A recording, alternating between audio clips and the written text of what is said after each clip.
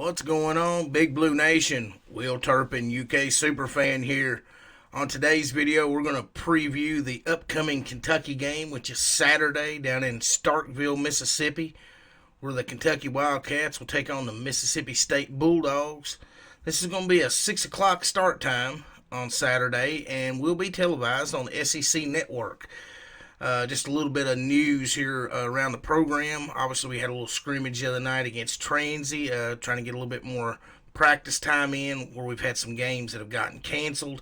Seems like the schedule's sort of been in flux most of the year, and we kind of expected that coming into the season. We knew some games would get moved around and changed around, and that's just part of the element that we're dealing with this year that makes this season a lot more different. We did get Cam Fletcher. He rejoined the team after the Christmas holiday. I think we're all cheering for this young man to hopefully be able to carve out a role on this team. As the season moves forward. And then the other piece of news, I still don't have any update or a timetable, I guess you could say, on Keon Brooks' return to the floor. But if you kind of look at everything, he's doing everything other than full contact practicing. So it's kind of hard to not think that he's not inching closer and closer to getting cleared by the doctors to get him back on the court. Because that's like I said, that's a huge thing, I think, especially when we look at the kind of turnaround that we're hoping for. Obviously, it starts by trying to get this win Saturday against what I think is going to be an overachieving Mississippi State team. They come into the year, prognosticators had them finishing in the bottom of the SEC, somewhere around the 12th position in the conference, and they lost a lot of players off of a really good team last year. But the thing of it is they've just developed. I mean, players that have developed and they've kind of overshot, and they, and Coach Allen's put together a really good team. Heck, we'll just go ahead and get right into it. We'll start right off at the top there. Iverson Molinari, he's a 6'3", 190-pound guard. He's really more of a combo guard than what I would call a true point guard. But, all he's done is start the season shooting a blistering 52% from three-point line. So there you go. Welcome to the Mississippi State preview video. He's scoring the ball. He's averaging almost 19 a game for this Bulldog team, and he's just a byproduct of hard work, which is kind of a running theme, I think, for this Mississippi State team. It's like I said, they're players. The reason why I think they're better than what they were coming to the season is their players are just playing better than what was forecasted coming to the season. He's a solid defender. Molinar is. Makes his free throws. He's got active hands on defense. When I was watching the film, there's not a bad thing I can say about the way he plays. And, he's going to be a player to watch in the SEC over the next few years. I mean, he's already scoring the ball at an elite level. So, it's going to be something, to contend with. And next up is, here's another surprise guy. Most people had him as, way down on the bench for Ben Howland's team, and he's really surprised. He's a 6'7", 220 pound long athletic freshman. He can play the guard or the forward spot. He's just a versatile guy all the way around for Ben Howland's team. I mean, he flashes a really high basketball IQ. I mean, watching the film on him, excuse me, you can see that. I mean, he looks like a veteran point guard out there at times. He just really makes all the plays. The thing that really stood out, though, when watching the tape on Mississippi State is how Matthews plays on the defensive end. I mean, he really locks down. He's got great lateral quickness, and even if you beat him off the dribble, another thing that stood out was his ability to take the correct angle and not foul and still contest the shot.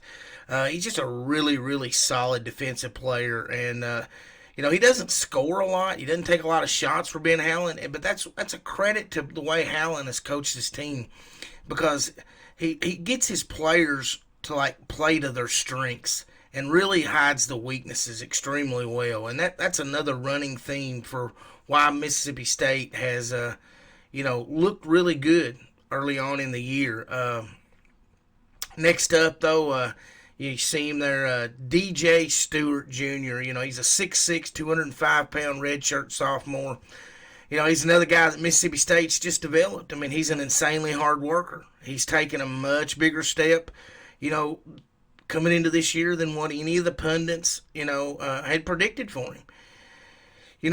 Sometimes you can't predict, how hard a guy's going to work in the off season and how much he's going to develop. And DJ Stewart's a classic example of that. He was a really good player last year, though. I mean, he did average a solid 8.5 points on a really good Mississippi State team. But, his hard work throughout the off season has made him really one of the best pure scorers in the entire SEC. I mean, he and Molinar are I mean, what they've done so far in this young season is nothing short of incredible.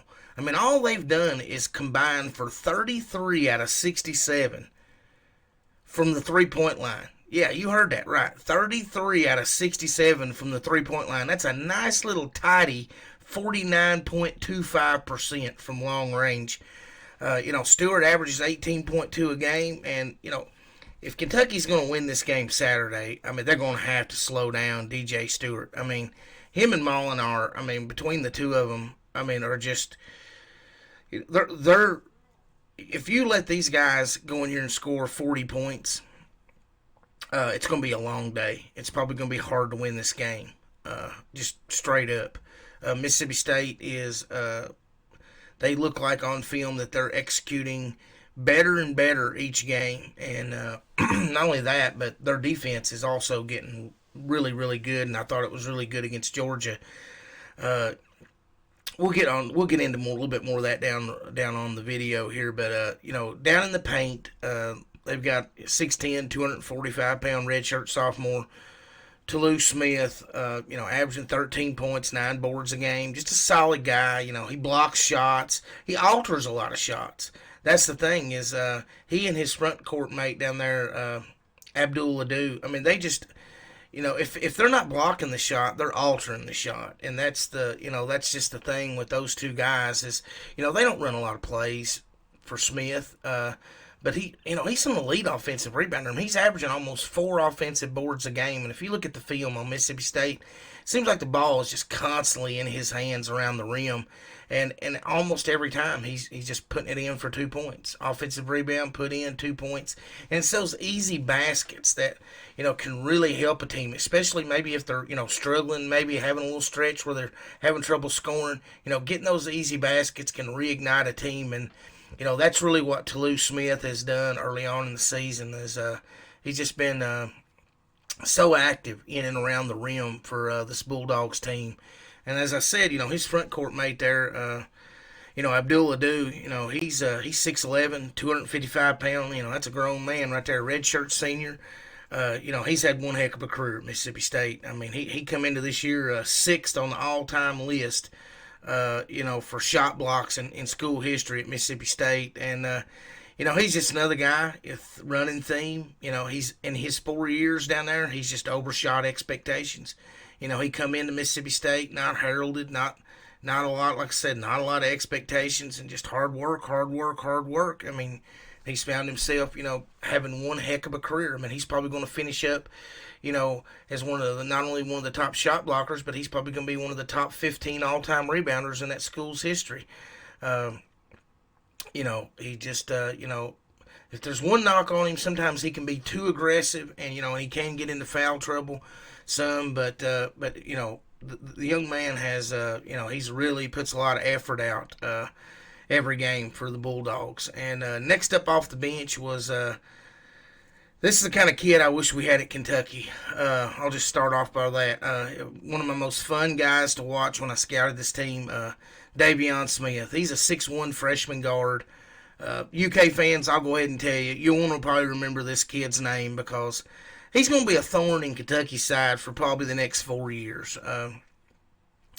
Davion, he jumped off the page when I was watching the tape, on the last 4 games that Mississippi State's played. He gets up and down the court at a really an elite level. He can finish at the rim with either hand. He's just one of those pesky little guards that just plays the game with a lot of moxie. He's just the kind of guy you want on your team, and when you're watching him play, he gets you pumped up to be a fan. And he just makes those energy plays. he's just an exciting guy to watch. He really is. He's only he started off the season, he really didn't shoot the ball that well. But Coach Allen, he's just raved about all the extra work that Davion has put in to his shooting. And then there it paid off Wednesday night. He hit 3 out of 4 threes, had 13 points in 20 minutes off the bench, and just really ignited that Mississippi State team. And that's how they were able to get that big win. He's really the only true, real point guard on the team. But if he keeps playing like he played against Georgia on Wednesday night, Mississippi State's going to be a big surprise team in the SEC. I'm not saying that they're going to be a tournament team or they're not going to be a tournament team, but they were predicted to win, about 10 games this year or 12, and we're supposed to be somewhere around the bottom of the whole entire conference. So, last on that list, 6'9", 245-pound redshirt sophomore Javon Davis. He plays anywhere from 10 minutes, sometimes all the way up to 20 minutes. It just kind of depends on foul trouble. He's just another guy that's, Mississippi State's developing. Javion, he can go get you a rebound, plus defender. Just a solid piece for Ben Howland's squad. But when you look at them, it's Molinar and Stewart. That's the straw that stirs the drink. I mean, those guys, they make the points. Cameron Matthews, he's just he's just going to drape all over whoever's scoring. If one of the guards gets hot for Kentucky, they just stick Cameron Matthews on them, and that'll probably be the end of that. And Smith and Adu, they do what they do. They get down there, they go after every rebound on the offensive and defensive end, and they try to alter or block every shot that they possibly can down there around the rim, and they do a great job of it. That's Mississippi State, in a nutshell, as far as, like I said, they were predicted to be near the bottom of the SEC. But what happened is Ben Howland really, they did this young team a great service because, they were able to pick up easy wins against Texas State, North Texas, Jackson State, Central Arkansas, Mississippi Valley State. Those are not necessarily resume builders, but they gave the team a chance to play some weak competition and kind of get their feet on the ground, which is another thing I wish Kentucky could have done. I wish we could have played against some Jackson States. And it's not to say, I know some people say, well, Cal's complained about the schedule and Georgia Tech and some of those teams, Notre Dame, those are just average teams. But the thing of it is those teams are, middle of the pack ACC teams. I wish we could have played, a Jackson State or a Central Arkansas or a Mississippi Valley State, a weaker team and a weaker conference, just for the fact that we didn't get those exhibition games. But anyway, that's what that's what Ben Howland did, is he got his team some confidence, and then there they played against a pretty hot Georgia team the other night, and was able to get the win. So what really stands out to me about Mississippi State, when you watch the film, like I said, I kind of watched the last 4 games, quite a bit of the last 4 games, and they're getting better every game.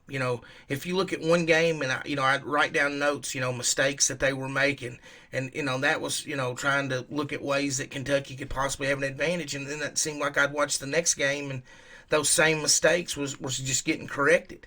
They come into this game, they're shooting about 59% from the free throw line, Mississippi State is. And I thought, just looking at the number, I thought, before I watched any of the games, I thought, well, that might be an area where, they may struggle, or we may even have an advantage. And then as I continue to watch, they've just, over the course of the year, they've just gotten better and better, and that number is actually on the rise. So, in all but 2 of their games, they've actually shot a pretty good percentage.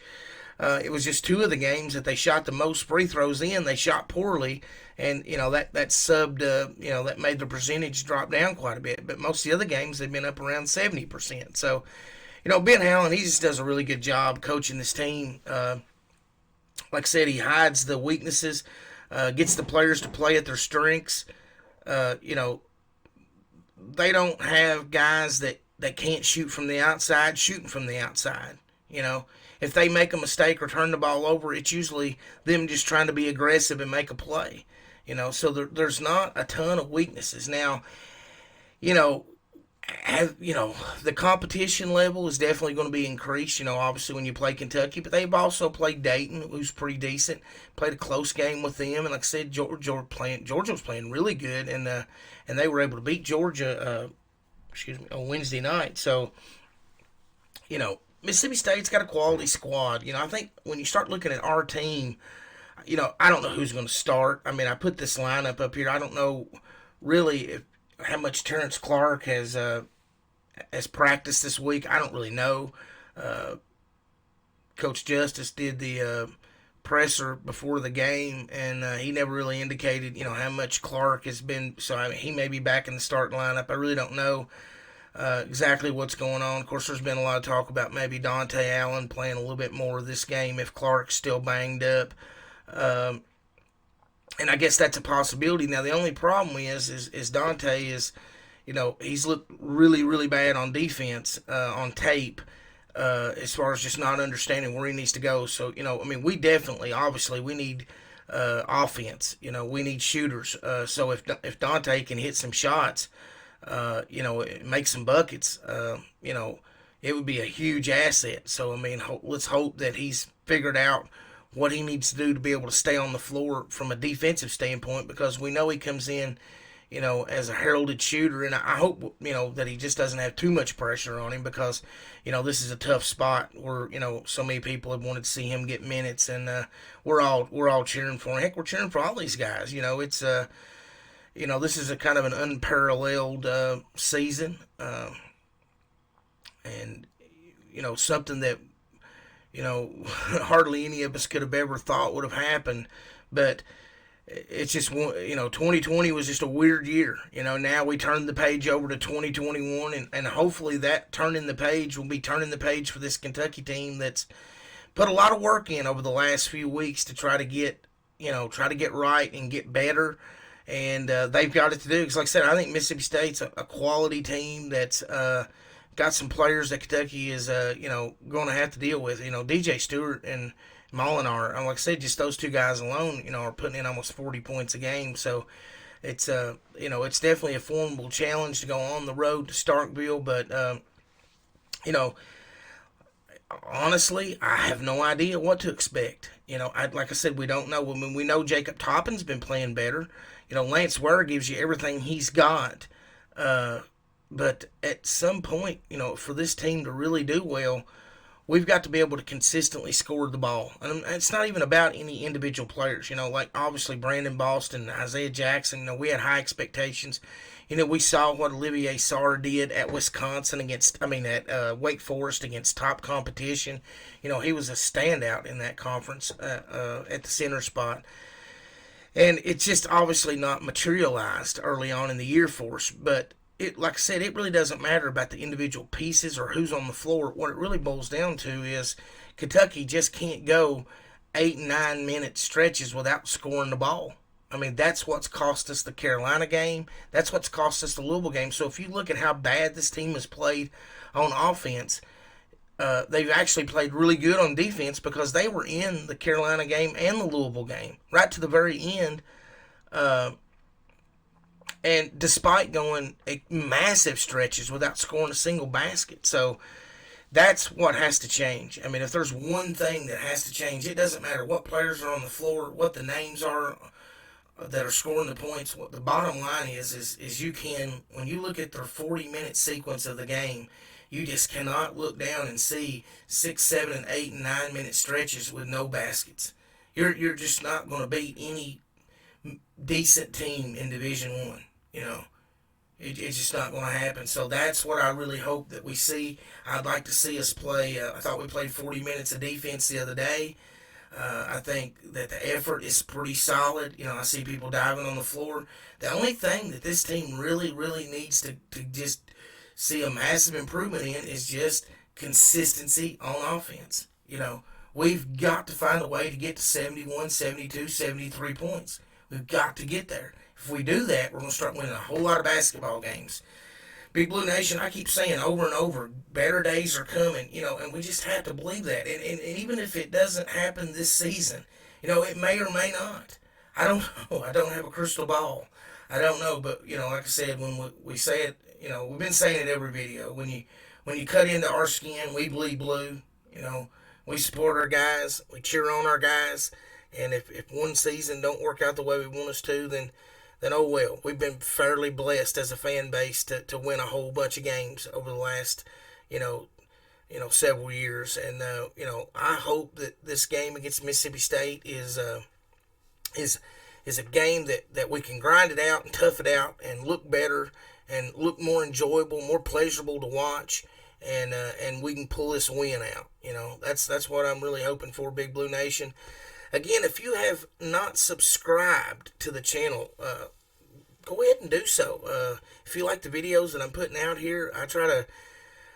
This week with the holidays and everything, I didn't get a video after the Louisville game, so but typically I usually get a video or two out during the week, and then do a preview video for every game, where I do a pretty comprehensive breakdown of each matchup and that we go against in each game. And like I said, if you could go ahead and hit that like button, it gets more eyes on us, helps us with that algorithm. Seems like the more likes we get, then the more YouTube suggests our videos. And I just want to thank each and every one of you guys for hanging in there. Even though it's been a tough season, our subscriber numbers just keep going up, and views keep going, keep trending in a positive direction. And I'm very blessed and thankful for all that, guys. And I look forward to continuing this journey on with you this season. Again, like I said, hit that like button if you haven't done so already, and I will see you guys on the next video. Y'all have a good evening, and go Cats!